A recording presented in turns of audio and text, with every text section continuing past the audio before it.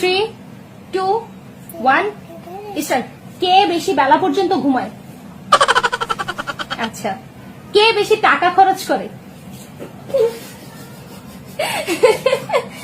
কে বেশি আড্ডা দেয়?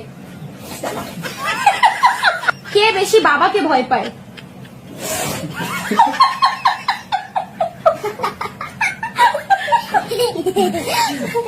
কে বেশি পড়াশোনায় ভালো? আচ্ছা। কে বেশি বাবাকে মিথ্যা বলে? ঘরের কাজে মাকে কে বেশি হেল্প করে?